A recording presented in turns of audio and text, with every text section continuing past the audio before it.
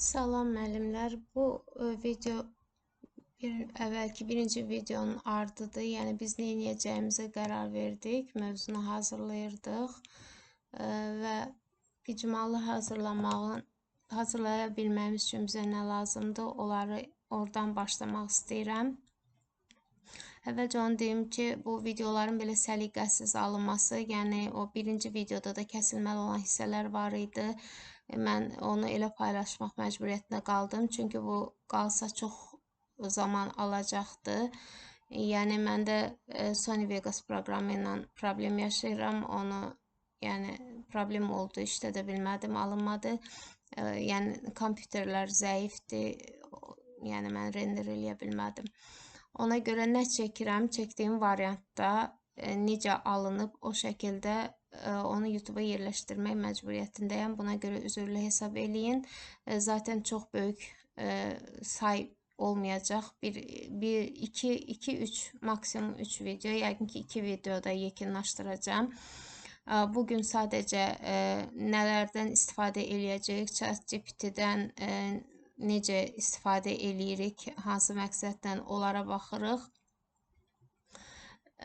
Yəni bir sonraki videoda da özümün hazırladığım dərsi tam olduğu kimi almaq üçün, həmin görünüşdə olması üçün, yəni o cür alınması üçün nə etməliyik, ona baxacağıq. Bir də mənim o birinci videoda aksentimə problemdir, yəqin aksent problem olub. Yəni mən narahat eləmir. Yəni 26 ildir şagirdlər məni başa düşüblər. Yəni bundan sonra da müəllimlər, həmkarlarım yəqin ki başa düşərlər. Bir Qəbələ aksenti hiss olunur. Yəni mən diktor deyiləm. Onu da üzrlü hesab edin. Mümkünsə. Belə. Davam eləyirəm. Yəni bu icmalı hazırlamaq üçün bizdə nə olmalıdır? Əsas məsələn, baxın, mən burada həm kimyanı, həm fizikanı çıxartdım. Yəni, əslində bu dərsin hazırlanma qaydası bütün fənlər üçün eynidir. Yəni, orada qeyri-adi bir fərq yoxdur. Ardıcıllıq, alqoritm eynidir. Məsələn, təkmilləşmiş fizika fən kurikulumunda necədirsə, nə varsa, onun eyni şeylərin kimya üçün dəyişdirilmiş variantı da kimyada var. Yəni, o da orada məqsədlərdən başlayır. Dərsi hazırlamaq üçün, yəni o fənnin qarşısında duran məqsədlər var ki, dərsi hazırlayan zaman o məqsədlər nəzərə alınmalıdır. Bu məqsədlər, məsələn, burada fizika üçün, baxın, bu hissədə göstərilib. Bu, hər bir fən müəllimi bu hissədə dərsi tədris eləyəndə hansı məqsədlər var ki, onlar nəzərə alınmalıdır, buradan görünür. Bu məqsədləri reallaşdırmaq üçün fizika fənninin aşağıdakı vəzifələri var. Fizikada mühüm anlayış və kəmiyyətlərin izahına və ölçülməsinə dair bilik və bacarıqların öyrədilməsi. Bilik və bacarıqların öyrədilməsi, təbiət hadisələrini vahid çərçivədən izah edən qanunların və nəzəriyyələrin öyrədilməsi. Bunun bilik tərəfidir. Fizika, yəni mən ardıcıl hamısını oxumaq istəmirəm. Yəni dərsi hazırlayarkən, icmalı hazırlayarkən qarşıya qoyulan tələblərə baxmaq lazımdır ki, dərsimizdə onların tamına hamısını, öz əksini tapa bilməz. Amma həmin dərsə uyğun, nə uyğundursa, onu seçib götürə bilirik. Məsələn, fizika, digər təbiət elmləri və mühəndislik sahəsində karyera seçən şagirdlərdə zəruri bilik və bacarıqların formalaşdırılması. Yəni, bunların hər hansı biri dərsdə, biri yaxud ikisi dərsin hazırlanmasında orada görünə bilər, icmalda özünü göstərə bilər, bilməlidir. Sonra şagirdlər fizika elmini bəşəriyyətin mühüm tarixi nailiyyətləri və müasir dövrün zəruri intellektual resursu kimi təqdim etmək üçün aşağıdakı sadalanan biliklərə malik olmalıdırlar. Burada yenə biliklərdir ki, hansı biliklərə malik olmalıdırlar? Qanunlar, prinsiplər, nəzəriyyələr şəklində getdikcə artan və dərinləşən məzmun bilikləri, insanların həyatını asanlaşdırmaq üçün ixtira olunmuş texnoloji məhsullar haqqında məlumatlı olmalıdırlar. Fizika ilə yanaşı digər elm sahələrində və geniş istifadə olunan anlayışların, faktların, sabitlərin və fiziki kəmiyyətlərin müəyyənləşdirilməsi. elmdə və sənayedə tətbiq olunan müxtəlif müşahidə, ölçmə, diaqnostika cihazlarının ixtira olunması, bu yəni tarixi məlumatlar, bunları esse kimi yəni yazılmasını tələb eləmək olar. Onu bir əvvəlki dərsdə tələb eləmək, bir sonraki dərsdə onu yəni müzakirə eləmək olar. Elmi mühakimə bacarığı şəklində özünü göstərən elmi savadını və tənqidi təfəkkürü etibar edən xüsusi düşünmə tərzi formalaşmalıdır. Bunların hamısını, yəni bunu oxumaq lazımdır ki, dərsdə bunun hansından necə istifadə edilməsini bilək. Ancaq mənə bundan daha tətbiqi göründü. Mənim ChatGPT-yə mən sorğu verdim. Fizika fənni olaraq hansı yəni məqsədləri fənn qarşısına qoya bilər. Oradan aldığım cavab mənə daha real gəldi. Yəni tətbiq üçün. İndi onu istəyirəm göstərəm. Yəni oradan nə alındı?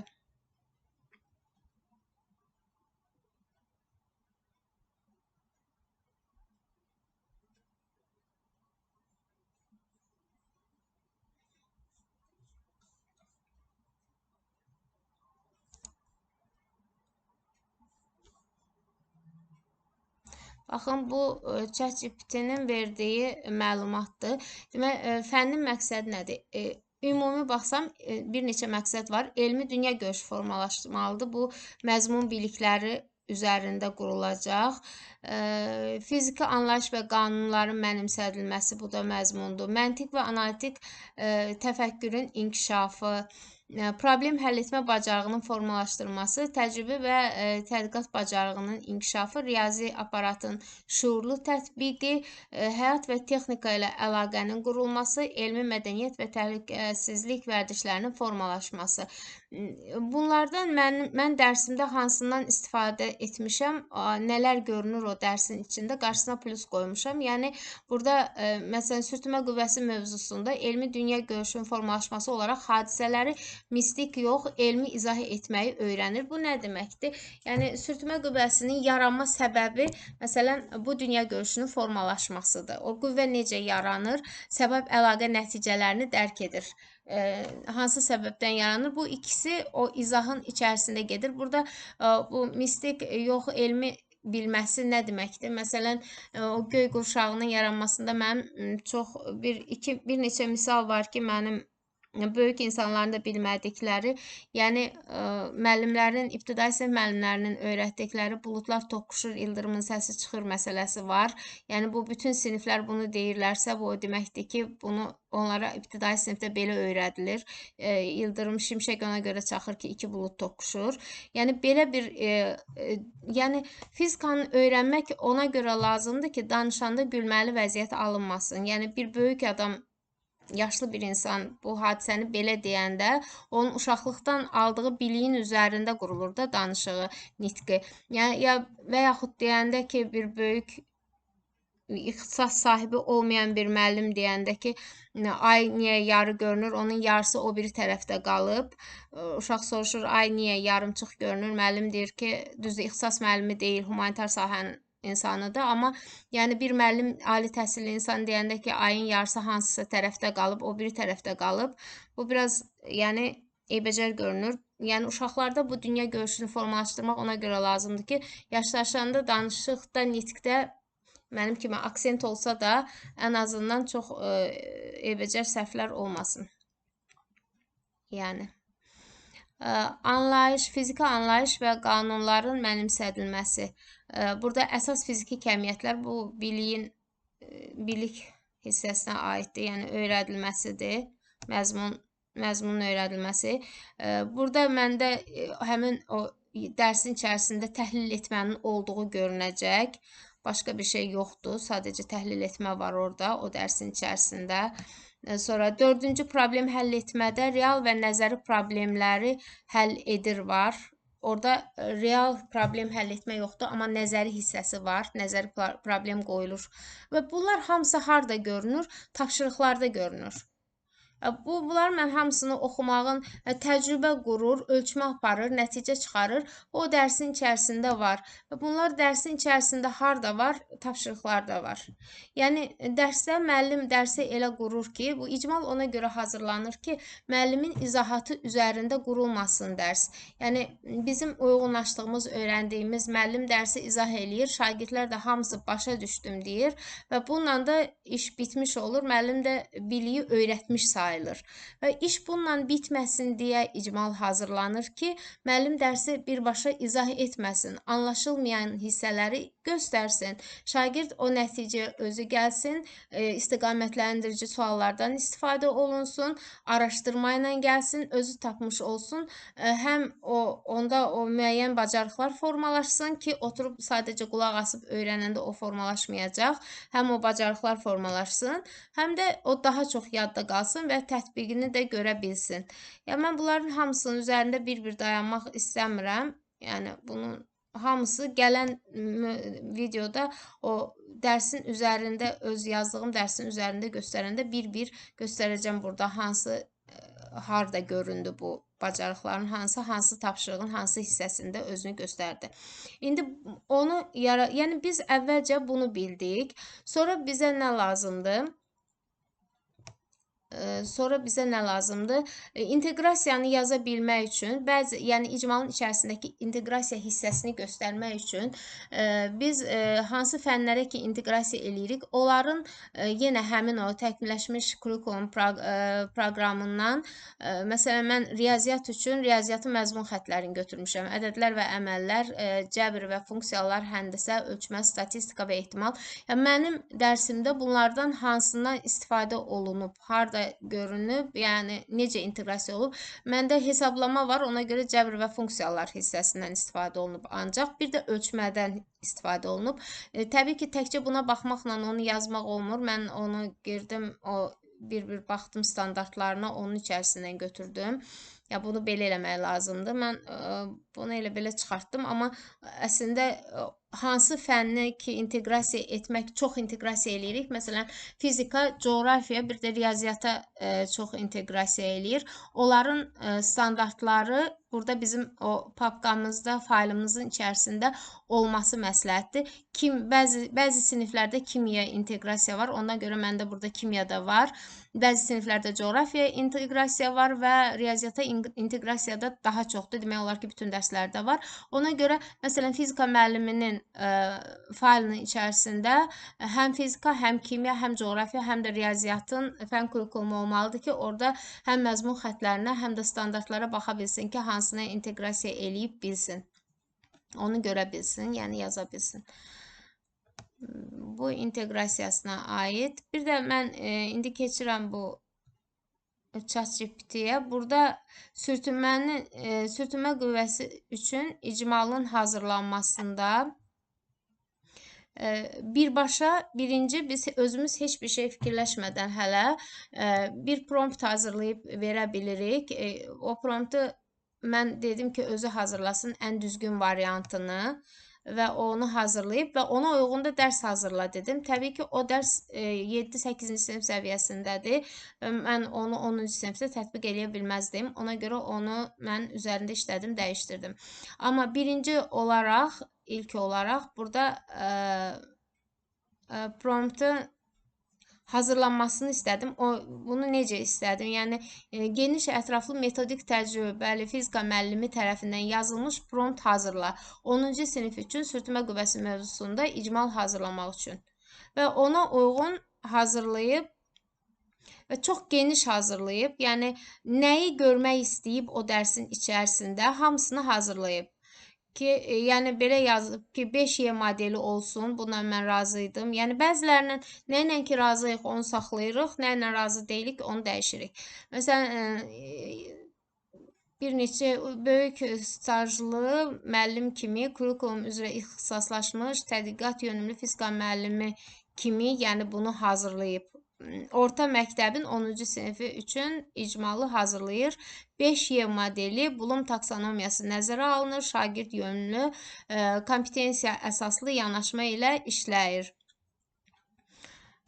Ona uyğun da promptu hazırlayır. onun içərisində nə olmalıdır? Təlimin məqsədləri olmalıdır. Məqsədləri özü verib. Baxın, burada nə məqsədlər verib? Bilik, bacarıq, bir də münasibəti göstərən məqsədlər olmalıdır ayrı-ayrılıqda. Yəni biz bunu belə bu qədər nəzərə almırıq. Əslində alırıq nəzərə, amma hərəsində bu qədər belə böyük sayda yəni məqsəd seçmək bir dərs üçün uyğun deyil. Ona görə içərisindən seçəcəyik. Mən bunu göstərəndən sonra özümün dərsdə əlavə elədiyimi göstərəcəm ki, mən orada nəyi nəzərə aldım. Burada baxın, bilik komponentində deyir ki, sürtünmə qüvvəsinin yaranma səbəbini izah etsin, sürtünmə növlərini fərqləndirsin, riyazi ifadəni tətbiq etsin, real həyat problemini həll etsin, təcrübi nəticələri analiz etsin. Əslində bunların hamısını mən tapşırıqlarda nəzərə almışam. Yəni bilikdən çıxardacağımız bir şey yoxdur. Dərsin icmalı görəndə biləcəksiniz ki, onu nəzərə almışam hamısını tapşırıqlarda. Ya bunlar dərsin gedişini izah eləmək tapşırıqların hazırlanmasında görünür. Yəni o tapşırıqları necə idarə eləyiriksə, dərs də ona uyğun şəkildə. Əgər düzgün tapşırıqlar seçmişiksə, sinifə görə, məqsədə görə, onda nəticə də düzgün alınır, düzgün də qiymətləndirilir. İndi formalaşdıran bacarıqlar, hansı bacarıqlar burada formalaşacaq? O biliyi alan zaman tədqiqat aparma, riyazi hesablama, müşahidə və nəticə çıxarma, bu öz yazdığına uyğun baxacaq yəqin. Əməkdaşlıq və müzakirə orada olmalıdır, var. Tənqidi və məntiqi düşünmə. Bu da var. Əslində buradan da çıxacaq bir şey hələ ki yoxdur. Mən baxıram ki yoxdur, çünki mən onları nəzərə almışam çalışmalarda. Belə baxanda birbaşa böyük görünür, amma elə bir böyüklük yoxdur. Yəni baxıram ki, indi oxuyuram, baxıram ki, onları nəzərə almışam. Yəni tapşırıqlarda almaq olur yuxarı siniflərdə. Burada dərsin gedişinə keçirindir. Motivasiyanı verir. Real həyat problemi və ya düşündürücü situasiya, şagirdin mövzuya cəlb edən suallar. Bu proqram şəklində yazıb bunu. Yəni ki, bunu mən axı prompt hazırla dedim. Bu göyə prompt hazırlayıb. Yəni bunu verirsən, deyirsən ki, bunun üzərində icmal hazırla. Bu promptu verirsən, özü hazırlayıb, onu da özü hazırlayır. Demək, həm promptu hazırlayır. Prompt nədir? Prompt təklifdir. Yəni, bunun əsasında icmalı hazırla. Mən o təklifi də özünə verdim ki, əvvəlcə təklifi hazırla. 10-cu sinif üçün həmin mövzu, sürtünmə qüvvəsi mövzusu üçün. Onun icmalının hazırlanması üçün təklifi hazırla. Sonra özünün yazdığı təklif əsasında da icmal hazırlanmasını istədim. Yəni tam işi hamısını özü görür. Demək, o təklifin içərisində motivasiya var, tədqiqatda qrup işi eləməlidir. Yəni burada müəllim verəndə qrup işinin neçə qrup üçün olmasını da verməlidir. Çünki özü istəsə 3 qrup üçün verəcək onu. Sadə eksperiment, müşahidə salmalıdır tapşırıqların içərisinə, bir də təlimat sualları olmalıdır. İzah müzakirə mərhələsi var. Şagirdin izahları, yəni tapşırıqları həll elədilər. İndi onu müzakirə eləyəcəklər. Müəllimin izahı, əgər ehtiyac varsa müəllim orada özü izah eləyəcək. Formul və anlayışların dəqiqləşdirilməsi. Yəni şagirdin çıxartdığı nəticədə nə isə yanlışlıq varsa, istiqamətləndirici suallara ehtiyac varsa, orada izahatı müəllim verir və səhvləri düzəldir. Və bu nəyə görə birbaşa şagird başlaya bilir, müəllim izahatsız? Çünki 10-cu sinifə qədər şagird artıq sürtünmə qüvvəsini keçib. Yəni bunun üzərində yenə də izahsız olmayacaq. Mən indi dərsi göstərəndə görəcəksiniz. Yəni müəllim müəyyən qədər iştirak edir, amma birbaşa verə bilir onun dərsi. Tapşırıqları çünki əvvəldən məlumatlıdırlar şagirdlər sürtünmə qüvvəsi haqqında aşağı siniflərdən. Sonra tədqiqat mərhələsi gəlir. Burada hesablama məsələləri olmalıdır. Həyati situasiyanın tətbiqinə aid məsələ olmalıdır. Bir də çətinlik dərəcəsi Bloom taksonomiyasına uyğun tapşırıq olmalıdır. Bunun ardınca qiymətləndirmə, refleksiya gəlir. və orada da yazılmalıdır. Baxın, özü də yazıb bunu. Bunu əslində bu mənim əvvəlki verdiyim məlumatlar əsasında hazırlayıb. Artıq onun yaddaşında var ki, mən nələri istəmişəm. Mən meyarlar üzrə rubrik cədvəl həmişə istəmişəm. Onu yazıb. Maksimum 10 bal olsun, bunu özü yazıb.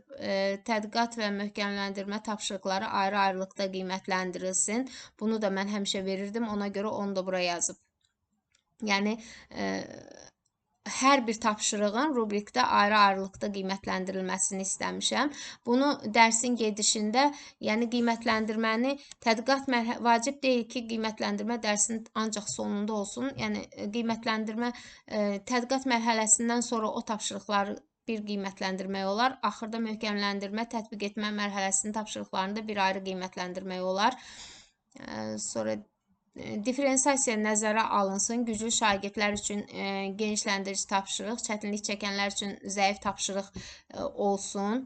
Yəni bunu dərsin içərisində ehtiyac olarsa istifadə etmək üçün ehtiyat variantlar hazırlanır.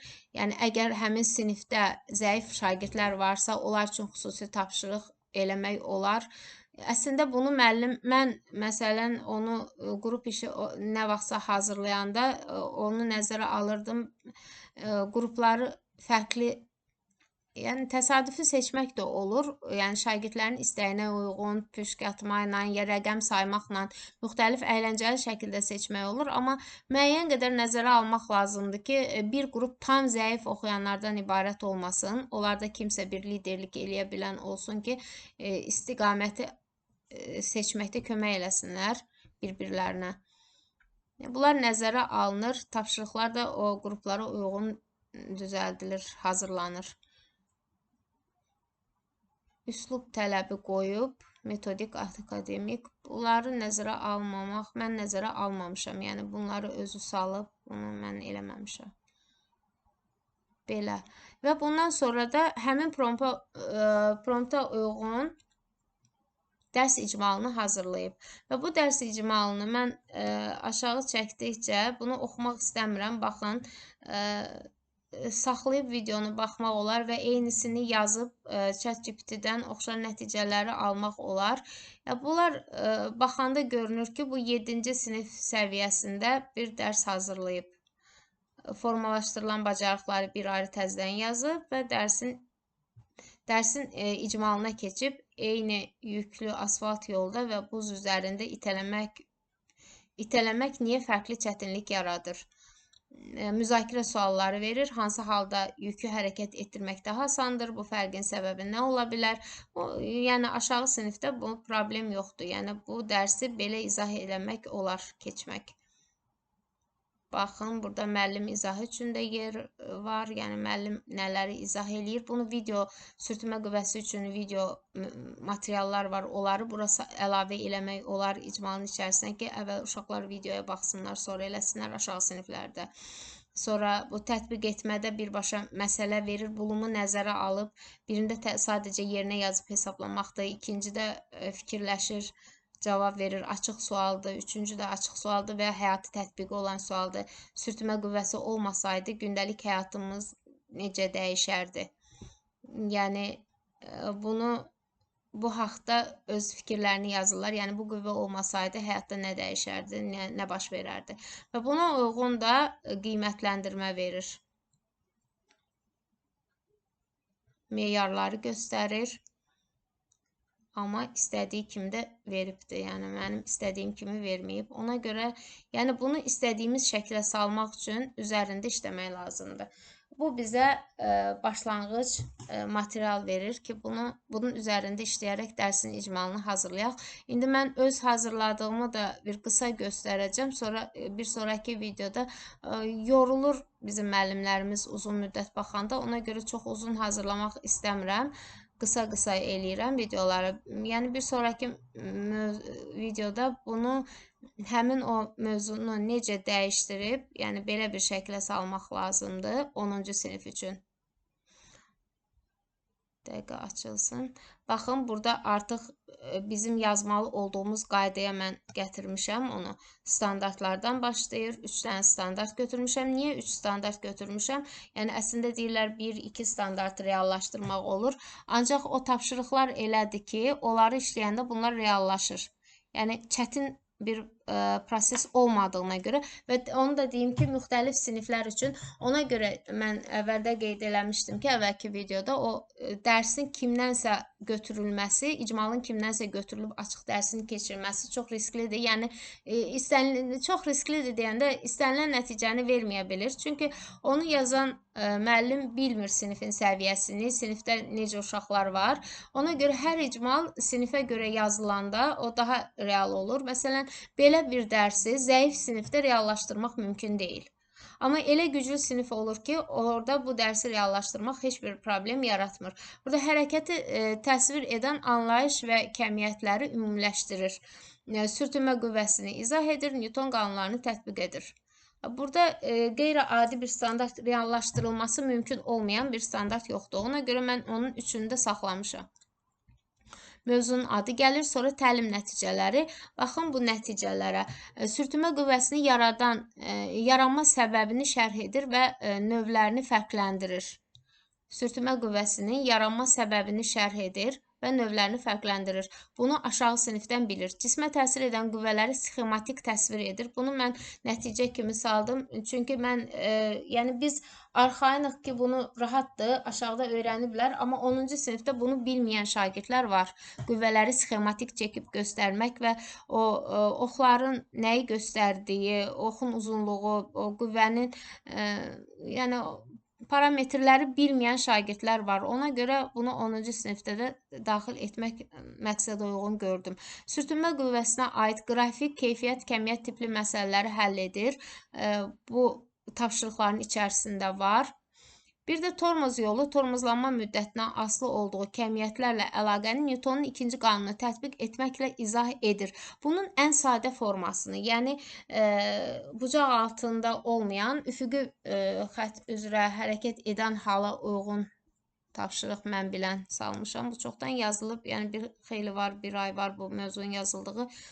Doğrusu unutmuşam tapşırıqda orada nə idi. İnteqrasiya, fizikanın özünə inteqrasiya var 9-cu sinifə. Bunun üzərində gələn videoda dayanacağım. Hər birini necə aldım, hardan aldım, necə yazdımı. Yəni sadəcə fərqi göstərmək istəyirəm ki, ChatGPT-nin hazırladığı ilə bizim özümüzün onun üzərində elədiyimiz dəyişikliklərin fərqi çoxdur. Ancaq o bizə kömək eləyə bilir. Bütün siniflə motivasiya mərhələsi, əqli hücum, bu iş üsulları və mərhələlərdir. Qrup işimiz var, tapşırıqlar, təcrübə və məsələ. Bir də fərdi refleksiya mərhələsi, orada Freyer modeli var. Freyer modelində sürtünmə qüvvəsini göstərir. Yəni, onu araşdırır modeldə. Qiymətləndirmə meyarları əvvəlcədən verilir. Yəni, şagirdlər bilirlər ki, nəyi neynəməlidirlər və o necə qiymətləndiriləcək. Bu da var. Sonra bunu üzərində çox dayanmayacağım. Baxın, burada işin gedişi var. Motivasiya sualı mən dəyişmişəm. Arabanı dartıb aparan at. O videoya baxırlar. Sonra at arabanı dartdığı qüvvə ilə araba da əks tərəfə atı dartır. Sual belədir. At arabaya bir qüvvə ilə təsir edir. Araba isə eyni böyüklükdə əks istiqamətdə qüvvə ilə ata təsir göstərir. Əgər bu qüvvələr bərabərdirsə, onda niyə araba hərəkətə gəlir? Bu qüvvələr bir-birini niyə tarazlaşdırmır? Yəni, bu sual şagirdə verilir. At arabanı dartır, araba atı dartır. Newtonun 3-cü qanununa görə. Əslində, hərəkət olmamalıdır. Hərəkətin baş vermə səbəbi nədir? Videoya baxırlar. Sürtünmə qüvvəsi haqqında video materiala baxırlar. Yəni, müəllimin izahını o material əvəz eləyir. Video material. Sonra tapşırıqlardır. Baxın, birinci tapşırıqda hər qrup o sinifdə hamı qüvvələri çəkib qrafik göstərə bilir. Yəni, birinci məqsədlərdən biri burada bütün qruplar və bütün sinif üçün işlənilmiş olur. Yəni, təsir edən qüvvələri burada bu cismə, burada gəmiyə, burada dartılan xizəyə, burada arabaya təsir göstərən qüvvələr sxematik göstərilməlidir. Bunu uşaqlar eləyə bilirlər. Sonra eləyə bilməyəndə də kömək, yəni müəllim burada kömək eləyə bilir. 3 müxtəlif kütləli fiqur və dinamitr, bunları mən oxumayım. Tapşırıqlarda baxın, burada nəticəyə əsasən yol hərəkət təhlükəsizliyinin nədən asılı olduğunu izah edir. Yəni bunu başlanğıc sürət, tormoz yolunun sürətdən asılılığı qrafikini qurur. Demək, burada təcrübədir. Hər birinin arabanı itələyir və hər dəfə başlanğıc və son nöqtə arasındakı məsafəni ölçür.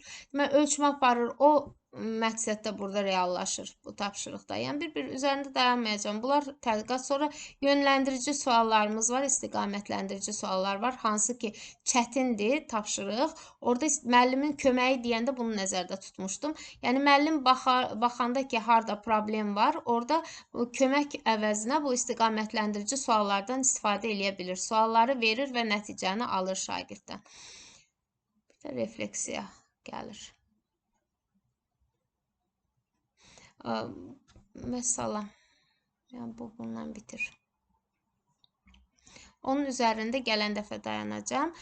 Bir də ChatGPT-dən nəyə almaq olur, istəmək olur. Məsələn, mən bir yeni chat açıram buradan və nə soruşacağam? Sürtünmə qüvvəsinə aid, məsələn, məntiqi təfəkkürü inkişaf etdirən tapşırıq hazırla.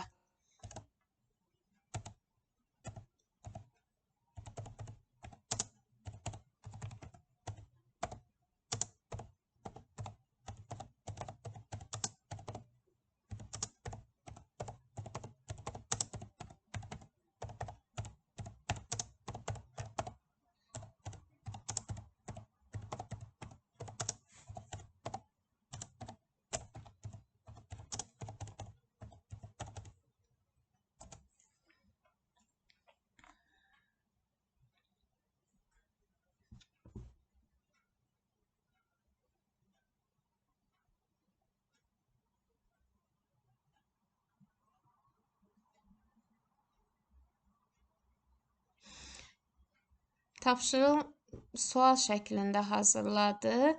Yəni, belə bir sual verir. Sürtünmə qüvvəsi görünməyən köməkçi yoxsa gizli maneədir? Tapşırıq situasiyası: eyni kütləyə malik 2 taxta blok var. A bloku kobud səthi üzərində, B bloku hamar səthi üzərində yerləşdirilib. Hər iki bloka eyni qiymətli qüvvə üfüqi istiqamətdə tətbiq olunur. Müşahidə olunur ki, A bloku tərpənmir, blok B isə hərəkətə başlayır və sürətlənir.